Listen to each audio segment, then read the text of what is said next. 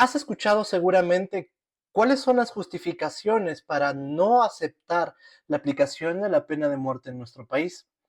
Sin embargo, hoy te quiero presentar un video diferente en el que de alguna manera puedas entrar en una reflexión y sacar tus propias conclusiones. Recientemente se ha indicado por el Congreso del Perú que debería aplicarse la pena de muerte para el delito de violación sexual, incluso otras consecuencias penales como es el hecho del narcotráfico, corrupción y otros. Incluso se acaba de crear una comisión por parte del Congreso para poder analizar la pena de muerte por violación de menores. Sin embargo, debemos empezar, creo yo, a reflexionar ya no desde el punto de vista de la convención, porque en nuestro país debidamente damos la apariencia de querer alejarnos de dicha aplicación.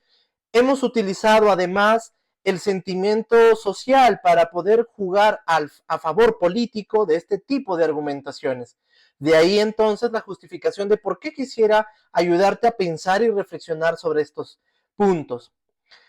Lo primero que se me viene a la mente es una frase muy bonita de una de las películas que vamos a hablar el día de hoy, que dice lo siguiente: cuando las personas ven a las personas que están detrás de las rejas, dejan de ver a un ser humano y solo ven un delito.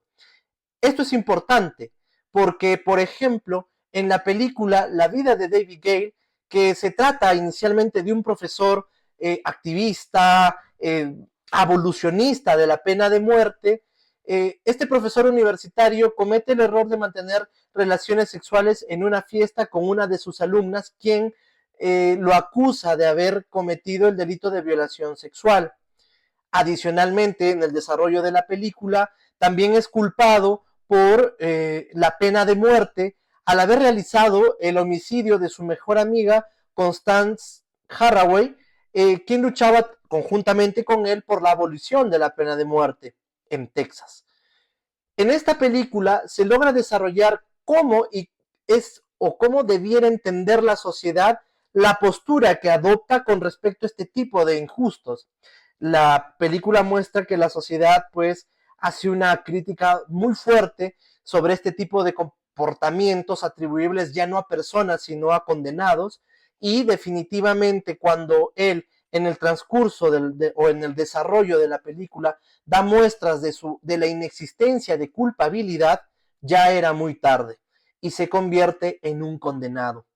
En un país como el nuestro, donde existe una cantidad avasalladora de prisiones preventivas, de jueces que lamentablemente se ven inmiscuidos con actividades delictivas, de abogados que no estamos necesariamente preparados para asumir la defensa exacta, no improvisada en un caso, porque necesariamente requiere de dotes muy altos de calificación profesional, en donde también existirán elementos probatorios, en donde se exigirá un sistema mucho más profundo en el manejo de la evidencia.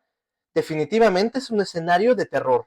Cuando un abogado asume un caso, definitivamente la característica que éste tiene no necesariamente es la labor de un investigador, no necesariamente es la de un litigante experto que improvisa en lo mínimo los datos y detalles de la investigación que pueda facilitar a su cliente.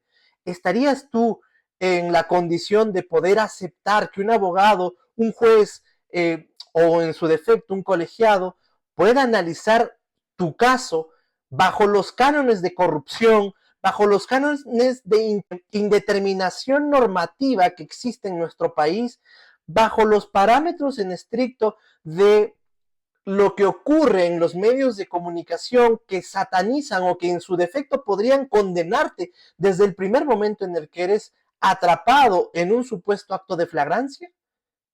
Pregúntate entonces, ¿nuestro sistema estará lo adecuadamente formado para eso? Ya dimos muestras a través del legislativo con la modificación de la detención preliminar, que fue modificada en un primer momento y luego en una madrugada tuvieron que dar el brazo a torcer porque definitivamente era un error legislativo grave. Lo mismo ocurre con otras instituciones procesales penales que de alguna manera van a incidir en la práctica del abogado y en la defensa que a ti como ciudadano te tiene que tocar. Imagínate que puedas ser inculpado de un delito que no cometiste. ¿Estarás preparado para poder afrontar el sistema? ¿Qué abogado decidirás contratar? Ahora bien, ya no nos vamos al sentido de qué es o de qué manera voy a afrontar el caso. Vámonos al sentido de los funcionarios. El juez estará en la condición de poder aplicar una pena de muerte en un sistema en el que los abogados definitivamente no estamos preparados, que improvisamos, que no conocemos de la norma procesal o las reglas de la evidencia, el interrogatorio y el contraexamen. ¿Te has preguntado hasta dónde llega la capacitación del abogado y su conocimiento jurídico, histórico, filosófico para afrontar este tipo de casos? Sobre todo, si por ejemplo tomamos en cuenta que existe otra película que me gustaría puedan revisarla, que se llama Guardián y Verdugo, que se da en el marco histórico del apartheid y de la segregación racial.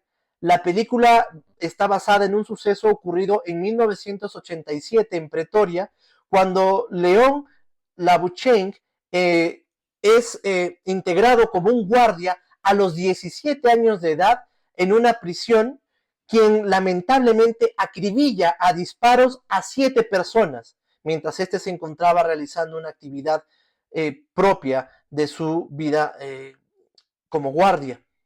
En la película se logra ver el juicio de León y sobre todo cómo es que el abogado John Weber tiene un pensamiento contrario a condenar a las personas que pueden ser sometidas a pena de muerte.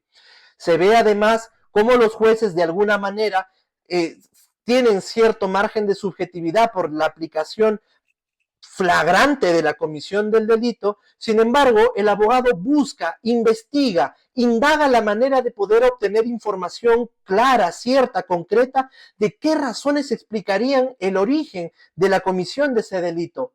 ¿O es que el Estado transformó a este guardián y verdugo para poder aplicar la pena de muerte y lamentablemente lo expuso por esa corta edad a cometer esos 7 asesinatos? En el transcurso de la película, ustedes podrán ver cuál es la justificación, pero lo que a mí me importa en este momento es qué es lo que causa en los funcionarios o servidores públicos que integran o podrían integrar ese sistema de muerte.